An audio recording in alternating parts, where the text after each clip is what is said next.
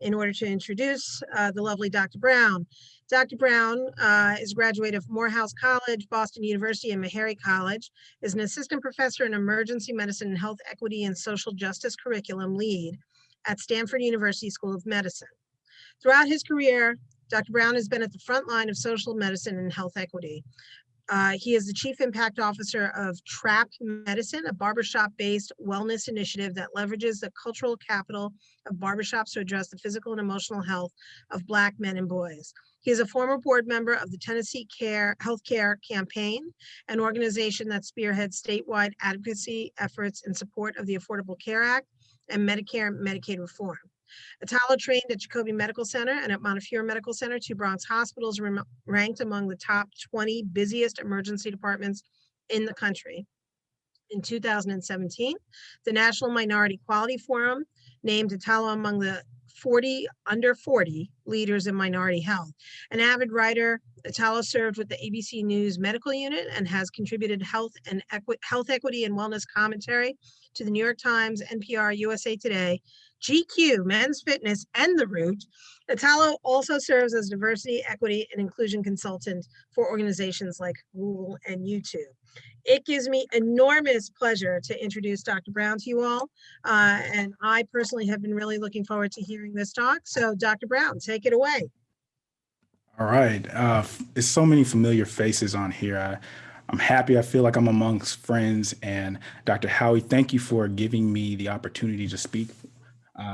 I've been a fan of CHER since my junior year, where I first went down and had a conversation with LA, and he told me about social emergency medicine. So I just want to acknowledge the work that CHER has been doing in terms of trying to not just hone talent, but really show people that there is a power in academic medicine and understanding how to grow and train and improve our physician workforce. So I'm going to go ahead and try to get my screen sharing together.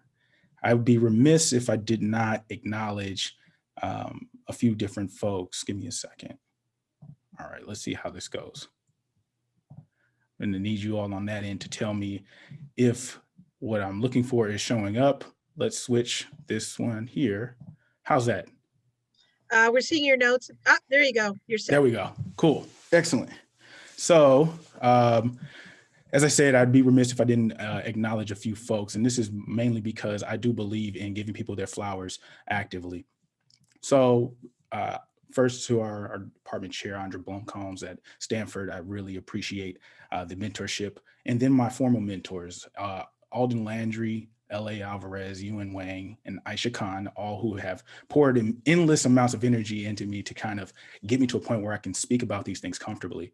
And then the rock stars that I tend to follow and I go to for advisement, for sometimes the shoulder to cry on, Utibe Essien, Uche Blackstock, Tyson Bell, and Quinn Capers. All my friends and family who are on here, I love y'all. So I'm gonna keep it rolling now. I'd like to give, at the very beginning of my talks, these few disclosures. The natural one that we have to give is I don't have any financial disclosures. I still pay student loans starting in October. So there's no like incentive for me to give talks right now about this thing that I'm super passionate about. And then I give off trigger warnings, right? So the trigger warning is things that we're gonna discuss today may be a little sensitive.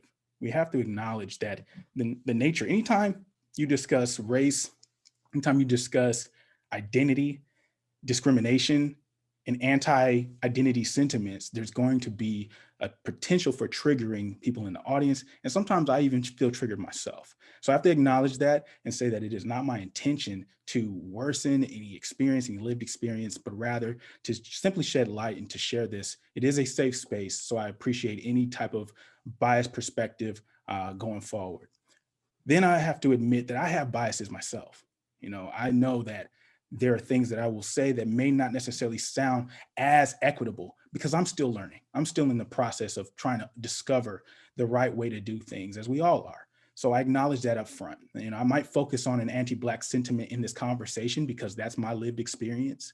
But the skills that we talk about today can be broadly applied. Any frame of identity can be applied to any frame of identity here. So usually conversations like these start off with some objectives, some basic learning points, things that at the end of the lecture you should be able to do. So I start off by saying, describe the problem, discuss the drivers, identify the strategies. These three silos of ideas are, in my opinion, the way that you can like tailor your objectives. At the end, you should be able to differentiate social determinants of health, health disparities, and health equity, because this language is critical to talking about health equity. Then we're going to examine some of the drivers. You should be able to discuss the significance of health equity content, why it should be integrated seamlessly into our learning opportunities. So for every single level, there's a certain need to have this content, and we're going to discuss that today. And then at the end, there should be an ability to identify strategies that are useful. With that, there should be a plan or be able to describe a plan of conducting health equity rounds at your institution or within a small group setting. So let's go ahead and start with this problem. Got a couple headlines here. Again, trigger warnings. In the top, this happened not too long ago. I want to say maybe a month and a half to 2 months ago, where there was a doctor who essentially said that she had COVID, believed that she had COVID, was discharged from the hospital, had to come back, said that she was feeling pain, and eventually she passed in the hospital. And the concern was that there may have been an element of racism in how she was treated. So it sounds like a one-off, except for the fact that literally a month later, there was a 39-year-old guy who died in the parking lot of a heart attack. And this is in, I want to say, the Midwest. He went to the emergency department in the same day 3 times and was discharged 3 different emergency departments, and he died in the parking lot. And there again is the undercurrent of, was this a racially sensitized experience? And then there's what we know of COVID-19, where we see clear differentiating factors in terms of those who are diagnosed and the mortality rates associated with COVID-19. It always brings back this question of, what are these undercurrents? Why are certain groups more likely to have negative health outcomes than others? It can't just be because a genetic predisposition. It's not because they walked in the hospital on the wrong day. There seems to be a trend, and we can see that when we look at the evidence, right? Most of us are familiar with this first part, where we talk about, pain and how it's treated in the emergency department.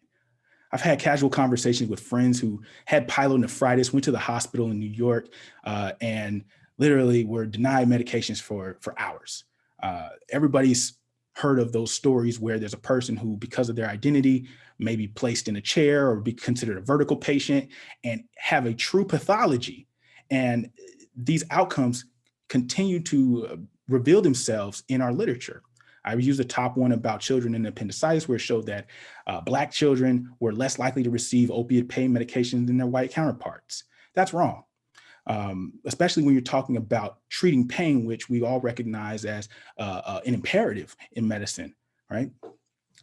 Then there's the race differences in cardiac catheterization, showing that Blacks are far less likely to be activated as a STEMI or be taken to the cath lab.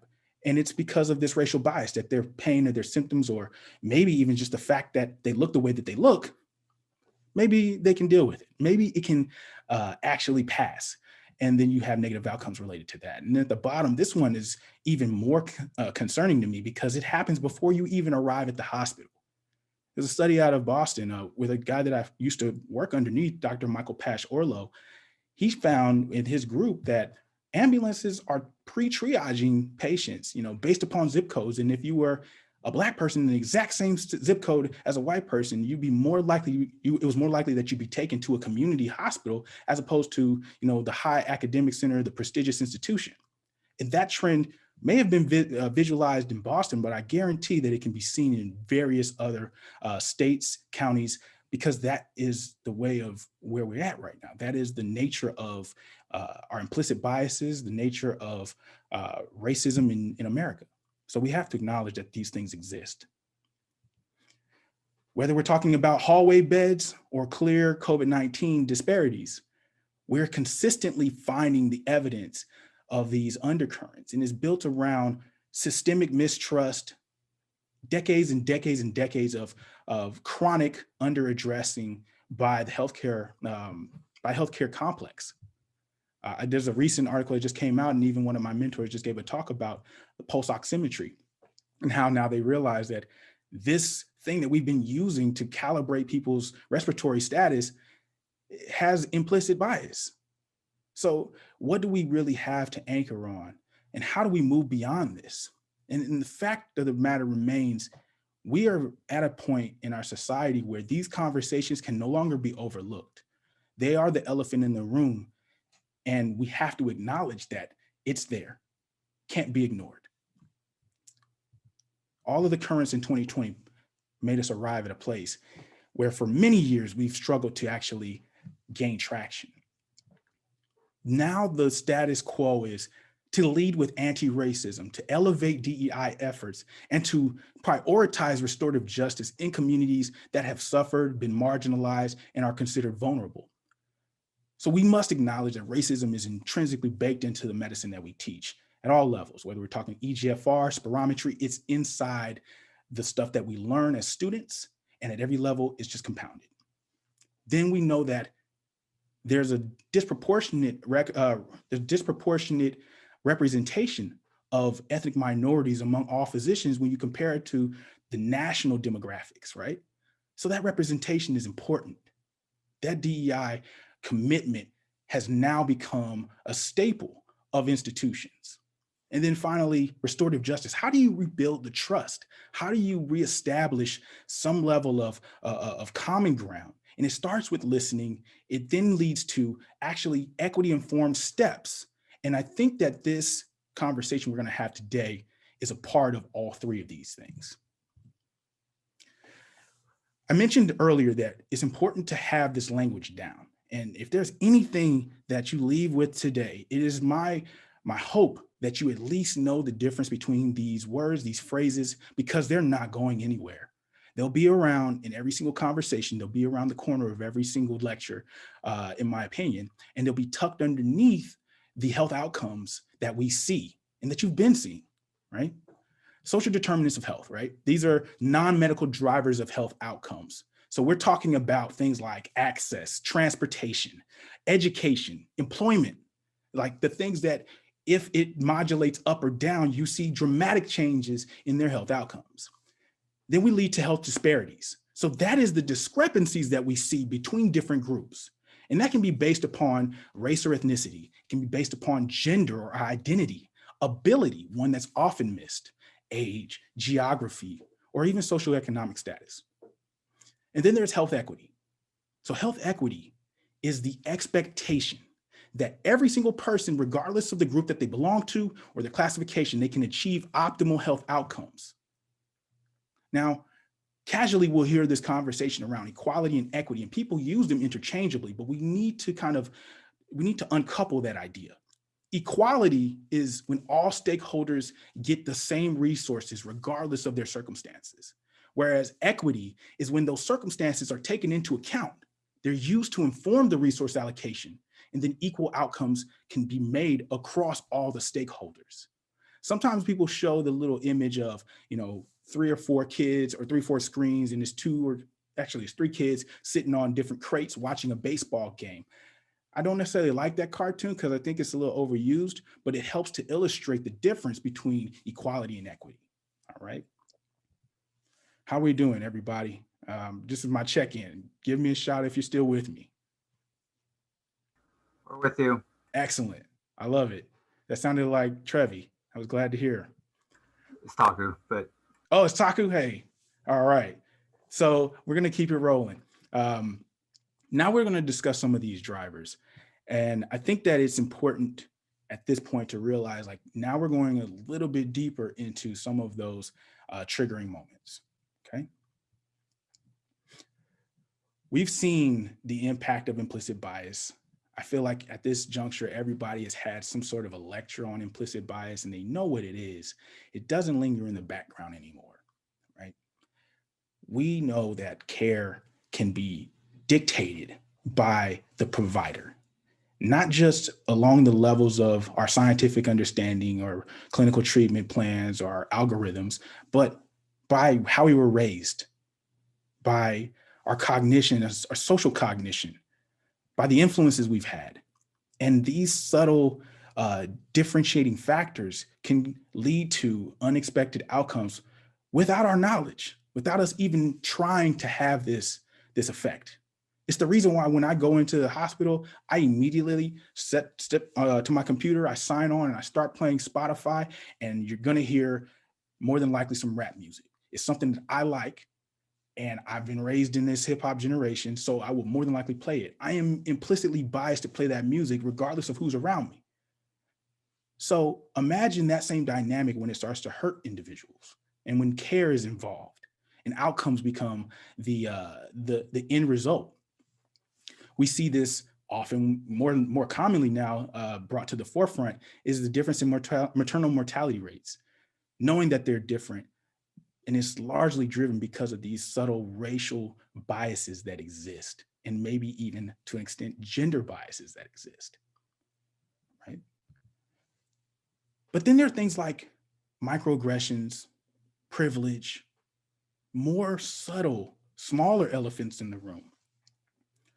People have this year have been speaking about microaggressions at an unprecedented rate because now it feels like our entire specialty is sensitized to this conversation. So this is the feeling of walking in a room and not being respected or not being acknowledged because you are of a certain color or because you have some other reason for people to discriminate against you. And then there's privilege, most commonly thought of as, white privilege or privilege of the dominant group. But even as physicians, we operate with the degree of privilege. Our knowledge, we might speak over a patient's head just because that's how we talk to our colleagues. We may use words or phrases that tend to be only in our social sphere, and we isolate others because of this. So acknowledging those things and how they impact the way that we give care is important. Now, bringing it all to where we get health equity rounds in place, because this is where we're tracking, we need to do a better job at addressing all of these different factors. And it has to happen in a dose response way. It has to happen ongoing, longitudinally. And every single day we show up to the emergency department, there should be some reminder of these facets, of these things, and how we dismantle them. That's the goal of health equity rounds. So I know you're wondering, like, how do we get to that point? How do we get to the place where we start having these conversations as a specialty? How do we get to the point where physicians, were basically brought to task and held accountable for our role in this? And I'd like to bring light to this AAMC statement here. There's some things here that I really liked. It happened in June of 2020, released shortly after, this wave of social unrest due to that stemmed from the shooting of unarmed Black men and women, right? So we have in this statement, acknowledge, speak out against racism, discrimination, and bias in all settings, right? That needs to be the way physicians are trained in how they lead. Demonstrate empathy, compassion, and acknowledge that pain is tethered to the way that these events and that we have, long-standing trauma around these things. So acknowledge that with empathy and compassion. Lead in educating ourselves, meaning like not just listening, but actively participating in the education of oneself and one another. And then move from rhetoric to action. That means we can't just continue to talk about it. We have to shift policy. We have to institute new ideas. We have to bring on other diverse thoughts and bodies of thoughts so that we have a more equitable system. Some of these approaches have kind of been, or some of the things that we've talked about have been kind of troubleshot to a degree. And this is the common way that people believe you respond to this, is by forcing everybody to take an implicit assessment test. Love the test, love the fact that implicit bias is like, the breadwinner when it comes to this conversation, but it does not fully inculcate all of the levels that need to be discussed in order to provide health equity. It is a fraction of the puzzle. So it needs to be more robust. It can't just be one level of training. Perhaps there needs to be training that happens on a day-to-day basis. And this is where we get into our conversation around health equity. Some of the strategies that exist. Now, if you'd have asked me probably, I don't know, 6 to 8 months ago, if I knew about health equity rounds, I would say absolutely not. I really had never heard of it, but I knew that it had been happening in an informal way for a variety of years. So I can say comfortably that as early as, early 2000s, people have been doing things in the curriculum or in their didactics to bring about discussion in the realm of implicit bias, microaggressions, systemic and structural racism. These are not new topics. It's just never been formally titled or created as a particular route to train individuals and to explore the feelings and emotions that are surrounding these issues, right? Let me take a drink of water. All right, how we doing, Dr. Howie? I think we're doing great. Cool, how am I on time? Just checking, sorry, I can't see anything but my screen. 3:52, you have time, don't worry. Don't Sweet. worry about All the right. time off. Excellent, let's keep it rolling. So I have here a few publications. Ironically, they all were kind of published in the same year. I think they're all 2018 papers, but they started at different junctures. Some of them started as early as 2013, some started in 2015. But what I noticed from this is it represents kind of those early adopters, that early adopter feel, where people realize like, oh, this information is super important, and we probably need to operationalize this in the way that we train residents or train one another. And that is what makes people pioneers, is being able to recognize that this is the direction that care is headed, and this is how we make it an integrated piece of our learning.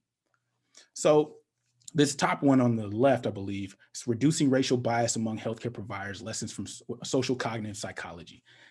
Important fact here, important piece here is that it takes help from other silos to understand this. I know as physicians, our natural impetus is to say like, hey, we trained in med school for, 15 years, or not med school, we trained in education for 15 years. We're able to break down some of these concepts. But realistically, sociology, anthropology, all of these features are important to understanding this dynamic, and we may not be experts in it. So you have to have the ability to work across silos in order to fully gather these concepts and to make it something that is easily integrated into a didactic series. So in this one, they basically focused on how to get strategies and skills to prevent unconscious racial attitudes and stereotypes. They've really honed it down to these 4 words: motivation, information, emotion, and orientation. We'll come back and visit that in a second. All right. The main piece I wanted to add here is that they were designed for healthcare providers. Before, it was kind of like broadly addressed, but this is the first time that I think in the literature where it was targeted towards healthcare providers. The second publication, Framework for Integrating Implicit Bias Recognition into Health Professions Education, they honed it down to 6 pillars, kind of like this idea of if you work within these 6 categories, then you're going to see substantial change in people's understanding of their own implicit biases and how it affects health outcomes. And they also target health professionals. They wanted to create safe spaces for learning context in a non-threatening way. They increased the knowledge of the science of implicit bias, and that includes knowledge of things like racism, ableism, gender discrimination, they emphasized the way that these biases change behaviors and patient outcomes. Then they focused on self-awareness, like how aware are we of these biases and how they operate? With that, you get improved levels of consciousness and can potentially push past or through or completely dismantle that bias. And then finally, you increase the general awareness of how these biases help, hurt, harm, or influence others. And lastly, this one that's the largest, this is where we're going to kind of focus today in this last, this last sprint of our conversation. Health equity rounds and interdisciplinary case conference to address implicit bias and structural racism for faculty and trainees. If you get a chance, you should absolutely read this paper. It was done by a group out of Boston University, small study, 66 people, but they had a high response rate when it comes to what they felt, and in terms of what they felt they got from this different framework. And so we'll talk about the framework in a second. And why is this all necessary, right? That's the question. Why do we need to do this? Motivation, information, emotion, and orientation. We need to understand why we do certain things. We need to use real cases to break down the thought process and the logic. We need to know why we feel the way we feel about the outcomes and about ourselves. And then orient that in terms of how we get better. What are the systems in place? What informs these different decisions? So that's kind of the conceptual framework that they used. So now we'll go into the Boston model that I just spoke of in that last paper, which is what I would consider most people came here to hear about, is like, what are the strategies people have used? How can I integrate this at my shop? I think there's two different ways, right? The traditional way we'll talk about first. This is your standard, formal conference style lecture. So think about everybody in a virtual room, you got an hour time slot or 30-minute time slot, and you use that time slot to have a didactic conversation about a health equity issue. Generally starts with a case, you break down the case, you go through some core competencies, you're gonna add some, you're gonna add some language around health equity or clear points that you want them to gather. And then finally, you're going to find tactics or research or suggest tactics that help you break through these barriers. Take some more water. Oops, there we go. All right. So this is kind of a visual flowchart. I am a big fan of infographics. So this is my visual way of representing that conversation we just had. In that traditional approach, you start off by setting the tone. That means, just like I had in this conversation here, making sure that you know that it's a safe space, establishing that boundary of safety, making sure you give some ground rules. Then you propose the learning objectives. Like, hey, today we're going to focus on social justice issues, or we're going to focus on white privilege. And then you go into the framework that you're going to do. Is it going to be the motivation, information, emotion orientation? Is it going to be something else? You present the case. So that's illustrating, like actually using a pre-thought case or pre-developed case where it goes through all these different phases. You give the details and you ask people to close their eyes and visualize what's happening, right? So they feel like they're there in the room, so they feel like they're making these clinical decisions. After the case, you need to reflect. That's asking about their gut reactions and their biases around this. Then finally building the knowledge. So that's making sure that you cover all of those different things from the contextual stance. What is the racism element? What is the structural discrimination element? Are there disparities at play? How do you achieve equity in the situation? And then finally, you synthesize all that by having open brainstorming conversations about ways to push the needle forward. And how do you change the course or chart a course for change, rather? So we're all physicians. Well, not we're all physicians. A lot of us in here are physicians, and a lot of us in here are emergency physicians. The question becomes, this sounds great for a conference, but conference is once a week. So how do you do this in a way that is more appropriate to the time frame in our settings, right? Because in the emergency department, we have some opportunities to do this. And I think that this is the missed step for us. This is where we can actually have that incremental change that I speak about. In our department, we see tons of things every single day that speak to these issues.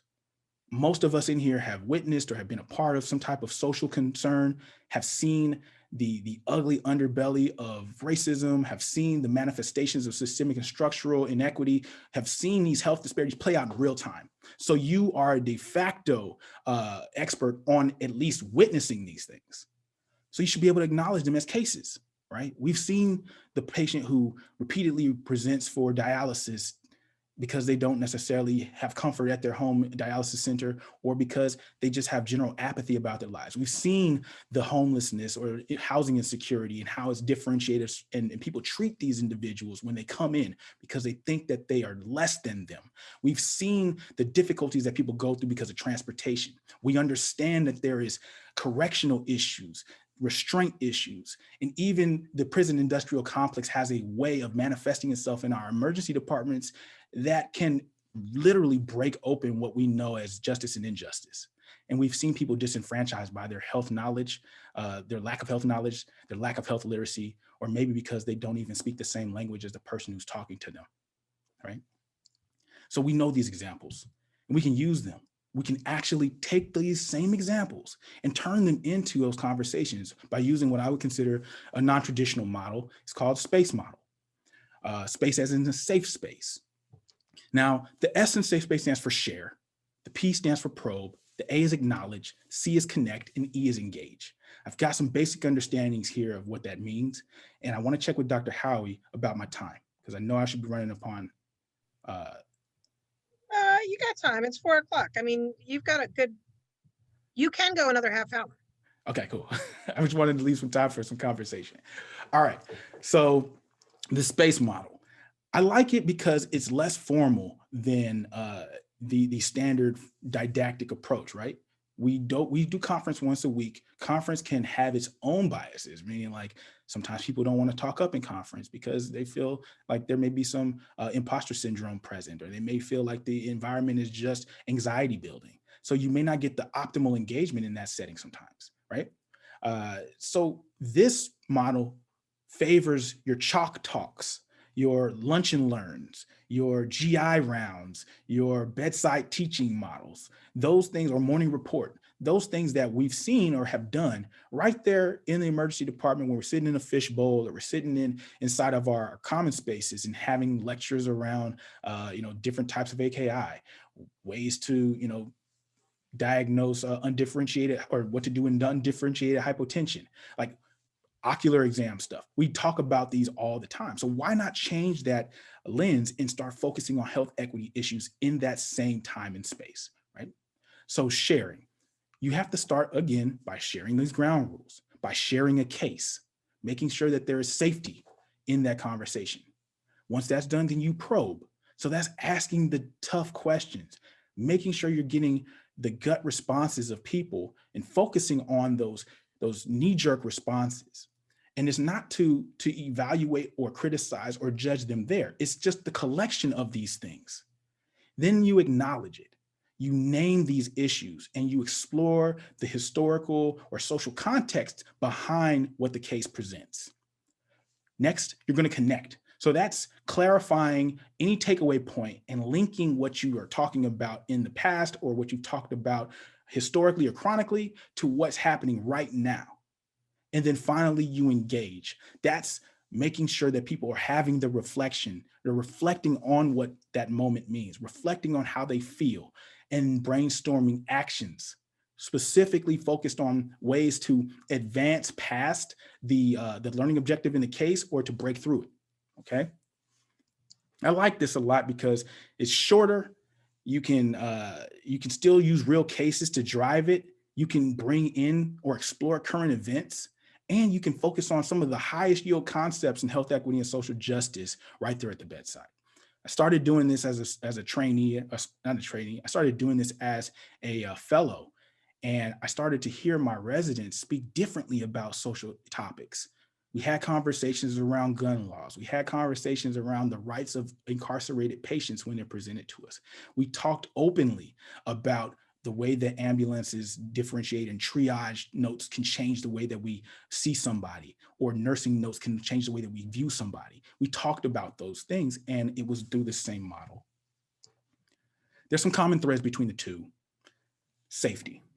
We got to take a minute to make sure that everybody gets this one, because the nature of this discussion is that people will feel certain types of way, and they should be allowed to feel however they feel. We need to foster an environment that is safe, that feels warming and welcoming and open and non-judgmental. Visualization, huge part of doing this. That means people need to physically close their eyes, see these faces, see the patients, because on a day-to-day basis, as emergency physicians, we can see hundreds of people, and it's very easy to overlook the face of a person that you may have unintentionally discriminated against, unintentionally shown a bias against. So we need to make these faces in our mind and see the entire scenario. Reflection. We reflect after our shifts, usually on our clinical decisions. But what about reflecting in real time about our moral and our humanity-based decisions and the way that they make us feel? Taking that time to adequately digest that. We need to contextualize things. That's the hard part. That's the part of going back, doing our due diligence, reading about systemic and structural racism, understanding the ways that people have felt and entire, political elements to discrimination, no matter what the lens of or the frame of discrimination it is, putting it in context so that we know that it exists. We've been working on trying to change it for years. What can we do to advance that change? Then there's education.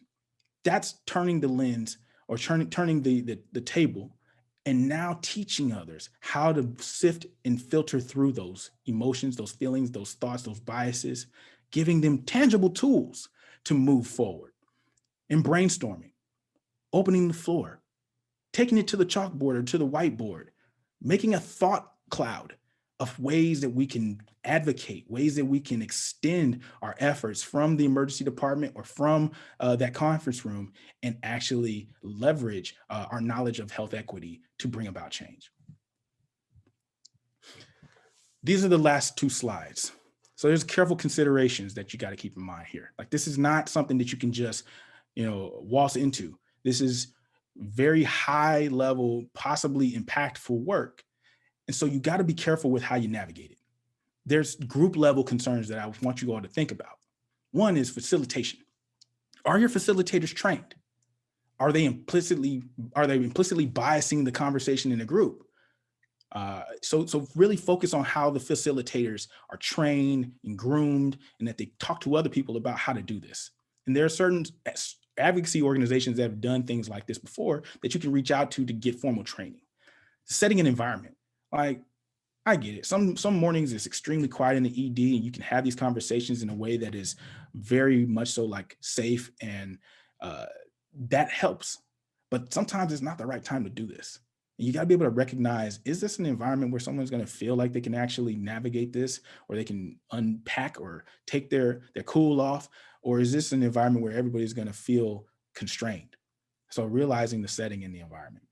Planning for residual human response. This is the fallout we talk about. How is it going to make somebody feel after we go through all of this? Are they going to question why they became a physician? Are they going to question whether they've been doing all the things wrong and then potentially further damage patients because they're cogitating around this newfound understanding of themselves? And then finally, cultural or situational amplifiers. So having these conversations right after learning that Breonna Taylor's shot may have triggered me, may have amplified this, or having this conversation after what happened in the beginning of this year at the Capitol may amplify it. So knowing that these things can change the nature of the conversation and trying to, with finesse, navigating this issue at the group level. Individual level concerns, self-discovery. This is a powerful process. This is something that a lot of us have done at some point in our life, but when you're seeing this at a close view, you might learn some things about yourself that you may not like. So are you prepared for those? Are you prepared to kind of go on that journey? Then the triggering element of it, as I said, I put a trigger warning at the beginning of this, but some things you're going to talk about is going to re-aggravate known trauma. And it might do it to yourself or someone else. You might experience countertransference in that process. You might have had a patient experience independently as yourself that is similar to the case. So making sure that you're able to wade through that. And then concern for retaliation. This is one of the biggest ones. A lot of people worry that if they say something wrong, they could be held responsible. They could be looked at as potentially, damaging to the program. And there's very seldom do we have the structures in place to rehabilitate someone through means of restorative justice. So I would check in on that before launching into these things. And then finally, room for healing. In this climate where we are in a pandemic and we're in a social justice pandemic as well, what does healing look like? What does it feel like? How do you get that proper space to lick the wounds and to apply whatever sense of love and nurturing that you need so that you come out stronger and better? So today we talked about these things. I taught you all how to differentiate between social determinants, health disparities, and health equity. We went through some of the drivers and reasons why health equity content matters and why we need to integrate it into these learning opportunities. And then we talked about two different models, a traditional and then a non-traditional model, the Boston University or the Boston Children's model of going through and navigating health equity rounds in the conference style. And then we talked about bedside chalk talk style using the space mnemonic. These are going to be tools that you can use and employ. Just make sure that you go through the steps that are led up to it and that you show a lasting commitment. It can't be a fly-by-night effort. All right. With that said, I'm Italo Brown. I want to thank every single last one of you guys for hanging with me today. And if you're looking to get in contact with me, there's my information. So without further ado, let's go ahead and have a discussion. It's hello. I think one of the things, and I think that your point is very well made in terms of the idea of making sure that it is a safe environment and it is a safe place for people to talk. But the reality is that the intensity of the emergency department can bring up all sorts of triggers across all sorts of levels. Are there times when you shouldn't have these conversations? I think that, so realistically, I think it depends on two things. The source, like who is navigating this conversation, and having some understanding of like what people's emotional status is on a day-to-day basis. Like, are you absolutely tapping in with your residents, tapping in with one another, your nursing staff, tapping in with your medical students to find out like how they feel today? Because it is definitely a time where everyone is going through something to some degree. So I think that it's important to first start by saying like, how often are you checking in on yourself and checking in on those around you? Once you kind of get a barometer for those things, you can navigate like, all right, is there situational concerns in terms of me navigating this conversation? Times that I would absolutely not do it would be if you don't have adequate time to take somebody through all those layers, don't do it. Meaning like, you've got an income, that there's a trauma transfer coming, and you're like, all right, let's just get this done. No, that's probably not going to work.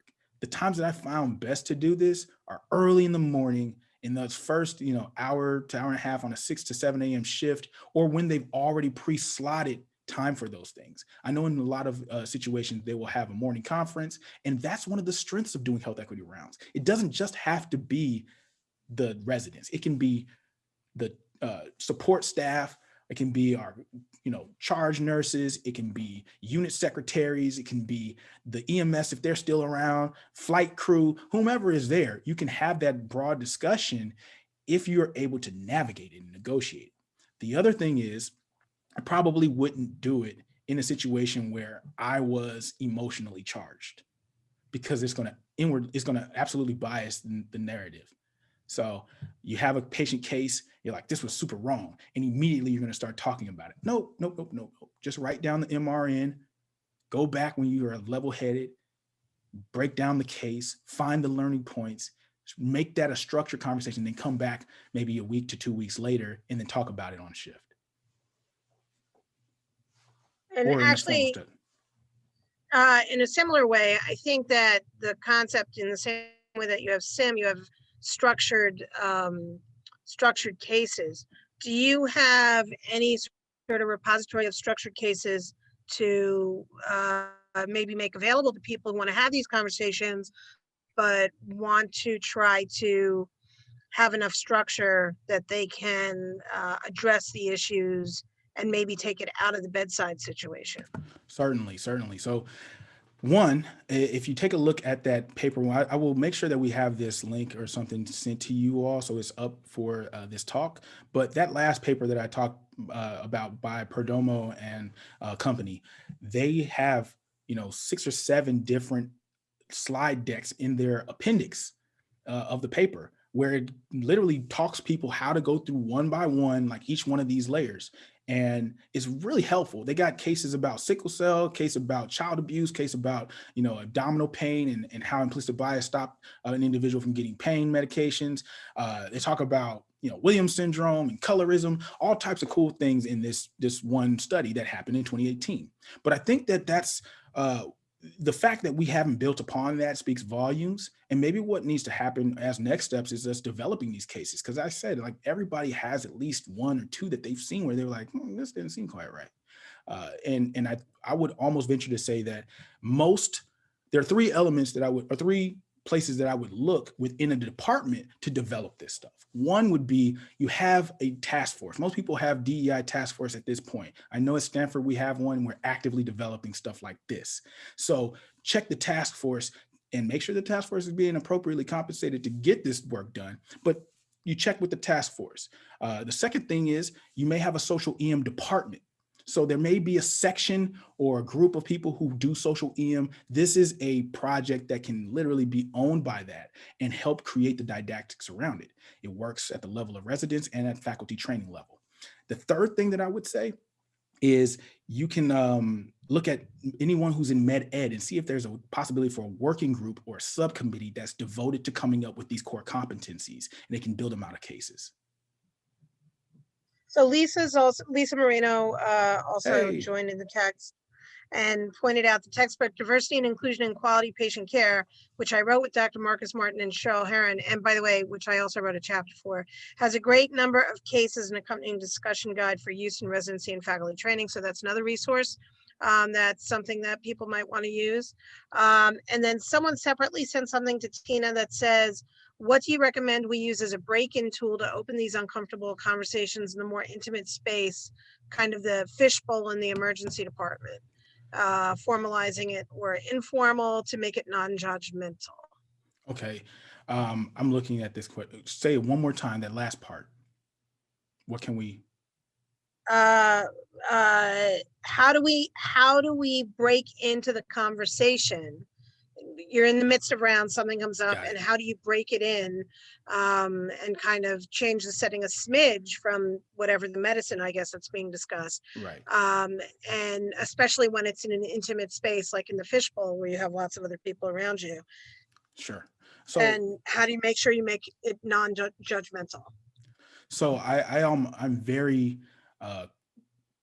comfortable with with residents in general and saying to them, like, hey, there are some topics that we don't often talk about. I'd love to explore some of those things with you all. It's not going to show up directly on your boards. It's going to make you a better doctor. And so I'll start with that. And then I start to talk about safe spaces and the value of safe spaces. And usually residents or trainees or med students, they are sensitive to that conversation because half the time they're just trying to prove themselves. And so when you start to tell people like, listen, this part right here is meant to be safe, they get the understanding that whatever's said here is private, is not necessarily confidential, because I don't know if you have to have a confidentiality agreement for that, but it's private. There will be no judgment. I will not judge you as a trainee based upon what you say, and I have to hold myself accountable for that. And then what I'll do is the transition. I start with the science. So if you're talking about sickle cell, start by talking about the fact that maybe at your shop or maybe at another shop, you don't see this type of case a lot, or you do see a lot of these cases. Draw the comparisons. Talk about the other cases that you see. And be like, well, how come, our cystic fibrosis patients tend to get admitted at a higher degree? How come our other patients kind of get looked at as bad? You can have these conversations. And I think that if you start with the science and start with the level of compassion, setting the tone, you can easily transition into having deeper conversations around like the underpinnings of these factors. Because once you get them locked in on the knowledge and the way that they can treat somebody, because I would say honestly, most clinicians or trainees want to hear about the gestalt. They want to hear, how you doing these decisions. So you loop them in with that, and then you start to hit them with but what are the underpinnings of this? What is the structural and systemic reason why we still capture this information? Why are we still, presenting with, using racial identifiers? Like things like that you can talk about, and they'll be like, I never thought about that. Dave Gordon also added, I'm so sorry as I'm. It's all right. With the chat box. Dave Gordon also added the question, can you talk more about setting ground rules? What does that process look like? I think that actually follows this question very nicely. Mm-hmm. So Can you talk a little bit more about ground Sure. rules? So ground rules, and that was Dave, you said Dave Gordon? Yeah. Hey, Dave. Dr. Gordon. I think that I'm going to try to make sure that we get, I may even put this PowerPoint in, or the link inside the chat group, but essentially this idea of ground rules is discussed in their article. But for the most part, what I would say is it involves making sure that there is mutual respect for one another. You have to say, like, we will not actively attack an individual for what they say or what they share. That everyone here is potentially subject to being a biased individual, like kind of normalizing the thought that everyone here has done it.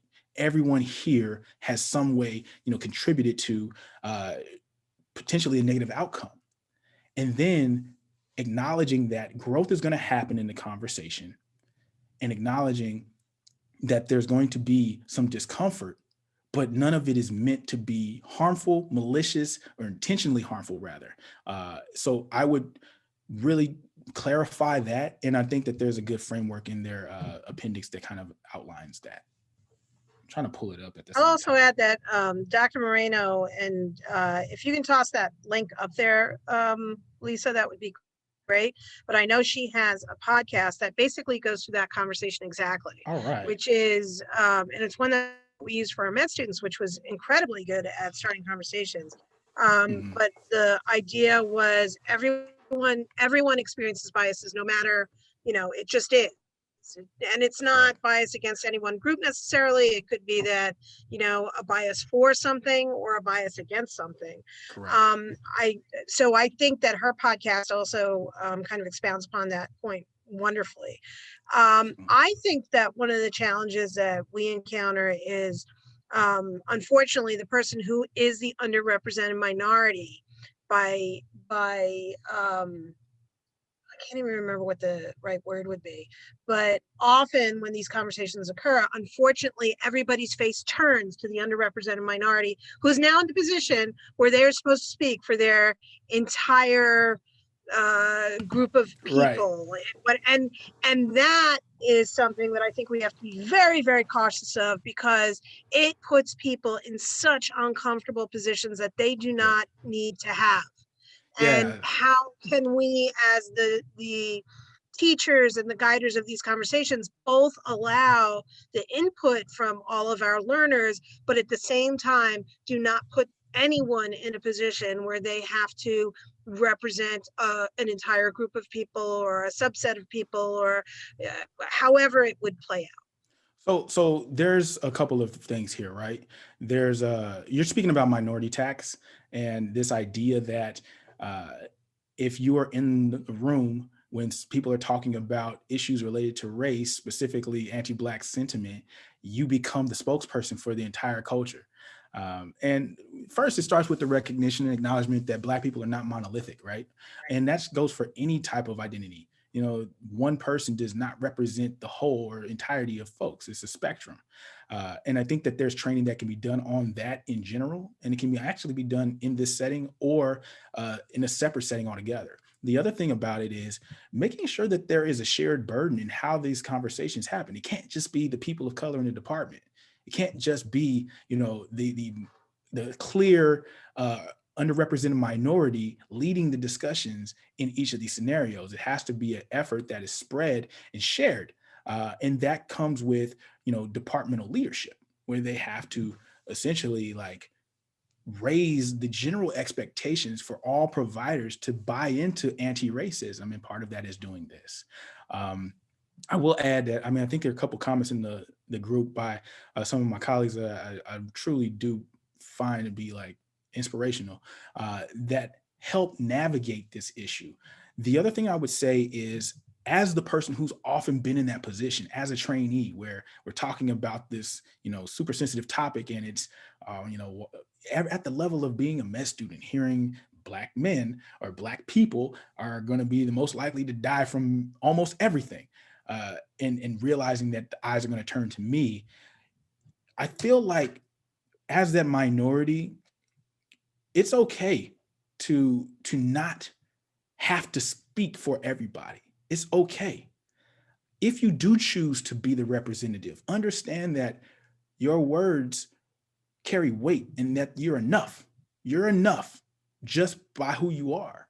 And so sometimes I would say, honestly, affirming that, but not doing it in a way that is very obvious, ostentatious as a trainee, like, hey, you know, Calvin over here, he knows what he's talking about. That doesn't help anybody. But making sure that when the comments are made, everybody listens, making sure that there is a recap of the points that everyone is making and saying like, hey, you know, these points are all good. I think that that helps to kind of normalize sharing, and it offsets that minority tax. But the ultimate answer is going to be there has to be accountability across the whole department for doing this. And you're going to have to make departments more diverse so that the idea doesn't feel foreign. It feels like just the general conversation. LA added something, and I don't know, LA, if you want to clarify this by opening up your mic. He wrote, any thoughts about shifting the conversation from uncomfortable to simply listening sessions? I'd got like you. to hear more about what he's saying, unless you already know what he's No. saying. I mean, if he's on, I'd love to hear. Hi there. Great talk, Italo. Really appreciate your leadership in this. I think sometimes the reason I ask that is that when I call it uncomfortable conversations, it really primes everybody already that this is going to be uncomfortable. So it may not even open the conversation for some people who was already uncomfortable from the very beginning. So any thoughts about just instead of calling it, some people will call it town halls, some people will just simply call it listening sessions. To then it promotes that like openness. I learn a lot from you both on shift and off. So I feel like this is one of those moments. And I think that coining or converting the language to being just listening sessions or just town hall or, you know, conversation in general is it's a positive move, and it's something that we should adopt. I know that I kind of use it in a provocative sense, especially when I write or when I do these presentations, because I want people to feel that, you know, in this discussion, we are not at a point where it's normal yet. And there are a variety of, even as I talk, you know, I feel uncomfortable. It is something that I'm trying to acknowledge and filter through myself. So by naming it, I feel like I disempower it to some degree. But with that said, I do think that the ultimate goal should be to just have these listening sessions and just have this conversation where you can unpack these things. And it's already known that it's safe, and already people feel like there is no coercion or bias in how they're going to view it. So Dr. Brown, I think one of the other challenges, you know, we were both at Jacobi, which was a fairly diverse group of residents. And I've had that experience myself. We're in New York. But the reality is there are a lot of places across the country that don't have that diversity inherent in their department, whether it's gender or if it's going to be race or whatever it's going to be. And if you find yourself as an educator in one of those institutions, how do you approach these questions and concerns in a way that those residents that are being trained are being trained to understand and accept these issues and concerns? So I think that is multi-level. One, you have to prioritize the presence of diverse residents and diverse trainees, and even fellows and faculty. You know, that pipeline development has to be something that people double down on, so that it over time can lessen that blow. But I think that part of it is realizing we're a part of a larger community. I think more now than ever, emergency physicians are understanding that like we have so many different things that we go through commonly, and these common ground areas are being experienced at the same time in multiple pockets. So that network is valuable.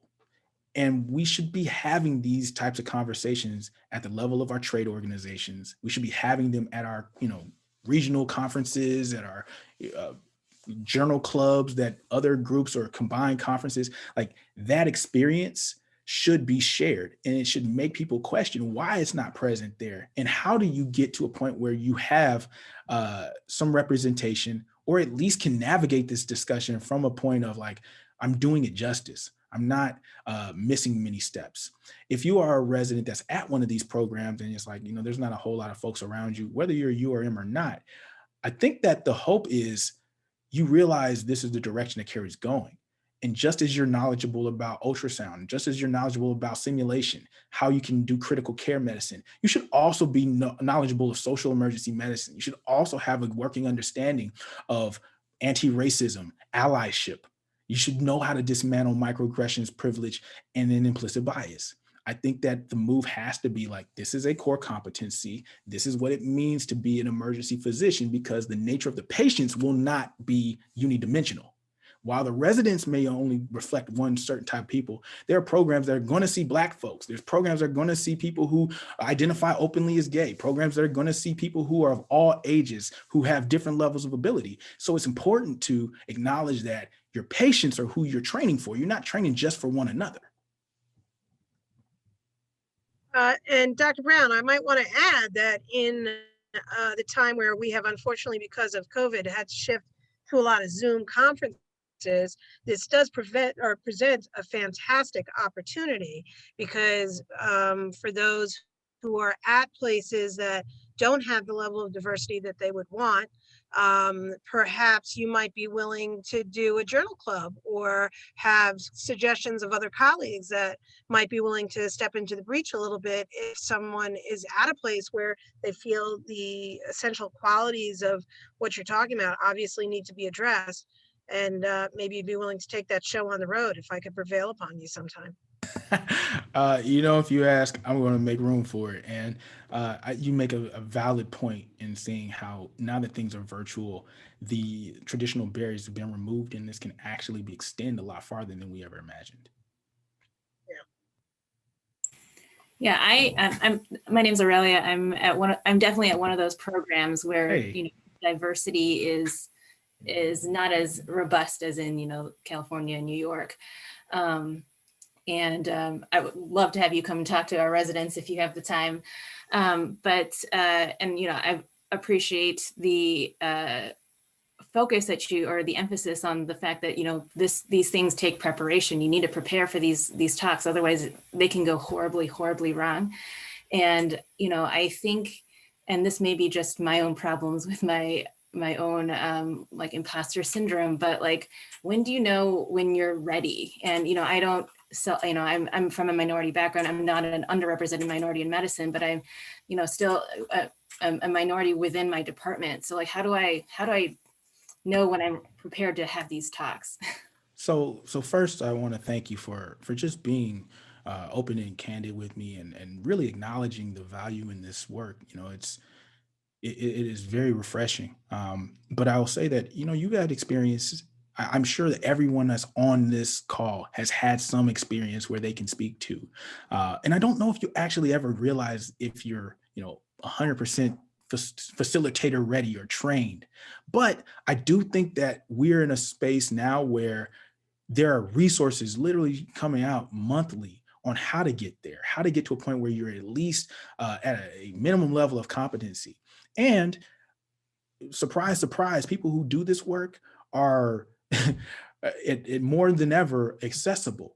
They don't have to be ER physicians. They don't have to be, doctors in some circumstances. There are people who are teaching this, who live this, who are constantly tweeting about this and using social media to break down these barriers. And the goal has to be to engage them. And in engaging them, you'll learn more about yourself.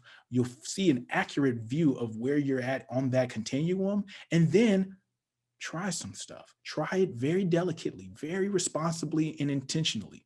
I don't know if LA is on here, but LA, he's worked specifically in the process of training and grooming individuals to understand these issues. And sometimes there are institutional resources and programs in place like LEAD that allow people to get this type of what I would consider expertise. It doesn't mean you're expert, it's just expertise in that space. So I just challenge you to dig deeper, to look at all of your aggregate experiences to channel the different folks in your network who are passionate about this work, and then join some of these working groups and hear about what people are doing to get closer to that space where folks feel comfortable, or or folks feel like they can facilitate listening sessions very seamlessly. And yes, you let me know, and I will absolutely come hang with you and the whole crew virtually. Yeah, no, I think that this is actually a great opportunity, because as much as unfortunately, due to the stereotypes, the coasts are moderately well heterogeneity of their players. That isn't always true in the middle of the country, and in other individual places. I wonder if it would make sense to have some sort of cord, and please help me, Tina, if this actually exists and I'm totally blowing this, but if there was like a cord educational toolbox of cases that was collated in one place, specifically meant for educators, then either the educators could use them on their own, and or if you had a group of resource people that would be willing to Zoom in for a conference, it would do something very nice to. Oh, and Tina says we can work on that. That's very nice. I just saw that come across. There you go. So, and if you got a couple different people, honestly, Atalo, from across the country that have particular interest in this could be a really nice way to bring the education down to the levels it, really needs to be, and give guidance to the people who are training the kids that are coming up. Well, I'm always ready to roll my sleeves up and do the work. And I have excellent mentors. We'll join you in that work. I have excellent mentors who kind of like energize me to do those things. So, and I'm looking at some of them on this thread. So glad to initiate that. I wanted to briefly answer Bruce's question, if that's okay, and then I'll follow whatever's next. He said, as a leader in GME and plain white guy, how can I start this conversation with residents without coming across as a total fake? I get this question often, Bruce, and it's funny because I think about the same way as, how does it appear me as the only Black guy in my department trying to tell am I going to be viewed as the angry dude? Are the biases against me and are going to affect the message? And so acknowledging that in this conversation, you may be somebody who outwardly may appear like they don't have all of the different pieces to narrate this, but then cite the work that you're doing, cite the self-discovery that you've gone through, cite the way that you've literally gone from performative allyship to actual allyship. And it gives you some credibility in the discussion. It's skin in the game. The other thing that I would do in having this conversation with residents is making sure that you constantly acknowledge your growth, that I'm growing, I'm trying to get there. As I started in this conversation, I acknowledge my own biases because there are certain areas that I don't even think about. I'll give you an example. A few months back, I was talking with a couple residents. Someone brought up a patient who reads lips, who was deaf and learned and worked or communicated in a certain way, and they needed to read lips. And I was like, yeah, but why is that a big issue? And they were like, yeah, because everyone has masks on now, so it makes it harder for them to understand what someone is saying. And I was like, oh man, that's my own bias in terms of ability. Couldn't see how this could affect somebody disproportionately. So I acknowledge constantly that I'm learning, growing, and don't have it all together. And I think that is powerful when other folks do the same. Yeah. I got to tell you, this was a fantastic talk. I will pat myself on the back for having invited. You go ahead 2 times. Because I think he's a fantastic speaker. I think we have hit the questions that are in the chat box. If anyone else has a question that we did not address that I have missed, first of all, A, I apologize. And B, if you want to bring it forward right now, please unmic and go ahead.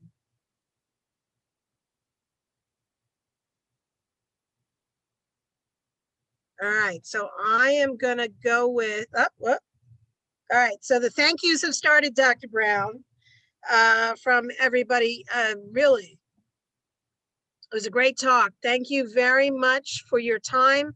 Thank you, everyone else who was on this today. Thank you very much for coming to share this conversation with us. I think the whole point that Dr. Brown is saying is that this is an ongoing conversation and needs to be incorporated into all that we do, frankly, with all the different patients that we take care of across all the different spectrums. And I really want to thank Tina as well for organizing everything to make this work as well as it did and as seamlessly as it did.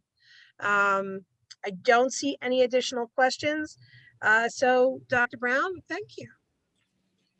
I appreciate it, everybody. And for those who know, Dr. Howie recruited me into emergency medicine. So she's the reason. I really appreciate it. Tom, thank you again. Y'all took a risk on me many years ago. There was no risk. There was no risk, Italo. There was no risk. Thank you for doing what you're doing. Thank you, Atala. Absolutely. Thank you. Y'all know it. All right.